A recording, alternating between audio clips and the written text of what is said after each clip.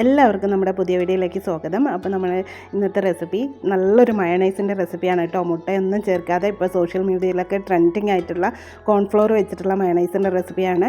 അപ്പോൾ ഇതെങ്ങനെയാണ് ചെയ്യുന്നതെന്ന് നോക്കിയാലോ. അപ്പോൾ നല്ല ഹെൽത്തിയാണ് കേട്ടോ. അതിന് വേണ്ടിയിട്ട് ഒരു പാൻ അടുപ്പത്ത് വെച്ചിട്ടുണ്ട്. ഫ്ലെയിം ഓൺ ചെയ്തിട്ടില്ല കേട്ടോ. അതിലേക്ക് 1/4 കപ്പ് കോൺഫ്ലോർ ഇട്ട് കൊടുത്തിട്ടുണ്ട്. 1 കപ്പ് വെള്ളം ഒഴിച്ചു കൊടുത്തിട്ടുണ്ട്. ഇത് കട്ടകളൊന്നും ഇല്ലാതെ ഒന്ന് നന്നായി അലിയിച്ചെടുക്കണം. അത് കഴിഞ്ഞിട്ട് നമ്മൾക്ക് ഫ്ലെയിം ഓൺ ചെയ്തിട്ട് കൈ വിടാതെ ഒന്ന് ഇളക്കി കൊടുക്കണം. നല്ലൊരു കുറുകിയ കൺസിസ്റ്റൻസി ആവണം. കട്ടിയായിട്ട് വരും. ഇത് പെട്ടെന്ന് തന്നെ കട്ടിയായി കിട്ടും. ഇതുപോലെ ആവും. ഇതിന് ഒരു ട്രാൻസ്പാരൻറ്റ് രൂപത്തിലാകും. അവസാനം ഇത് ഒന്ന് നല്ലോണം വെന്ത് വരുമ്പോൾ ഇതേപോലെ ആവുമ്പോൾ നമുക്ക് ഇത് തണുക്കാനായിട്ട് മാറ്റി വയ്ക്കാം. തണുത്ത് കഴിഞ്ഞതിന് ശേഷം നമുക്കൊരു മിക്സിയുടെ ജാർ എടുത്തിട്ടുണ്ട്. അതിലേക്ക് നമ്മുടെ കോൺഫ്ലോറിൻ്റെ മിക്സ് ഇട്ട് കൊടുക്കാം. അതിലേക്ക് 2 വെളുത്തുള്ളി ഇട്ട് കൊടുക്കാം. 2 ടേബിൾ സ്പൂൺ വിനാഗിരി ഒഴിച്ചു കൊടുക്കാം. പിന്നെ അതിലേക്ക് വേണ്ടത് ഒരു 1/4 കപ്പ് പാലാണ് വേണ്ടത്.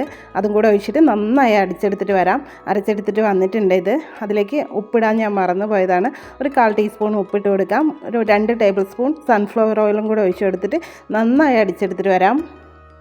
അടിച്ചെടുത്തിട്ട് വന്നിട്ടുണ്ട്. ഇതുപോലൊരു കൺസിസ്റ്റൻസി ആയിരിക്കും ഉണ്ടാവുക. കുറച്ചുകൂടെ ലൂസ് വേണമെന്നുണ്ടെങ്കിൽ നിങ്ങൾ കുറച്ച് പാലൊഴിച്ച് ലൂസാക്കിയാൽ മതി, അടിച്ചെടുത്താൽ മതി. ഇതപ്പോൾ നമ്മുടെ നല്ല സൂപ്പർ ടേസ്റ്റി ആയിട്ടുള്ളതും ഹോട്ടലിൽ നിന്ന് കിട്ടുന്നത് പോലത്തെ മയണൈസ് റെഡി ആയിട്ടുണ്ട്. ഇത് പെട്ടെന്ന് തയ്യാറാക്കി എടുക്കാൻ പറ്റും. അതുപോലെ തന്നെ കുട്ടികൾക്കൊക്കെ വിശ്വസിച്ച് കൊടുക്കാൻ പറ്റും കേട്ടോ.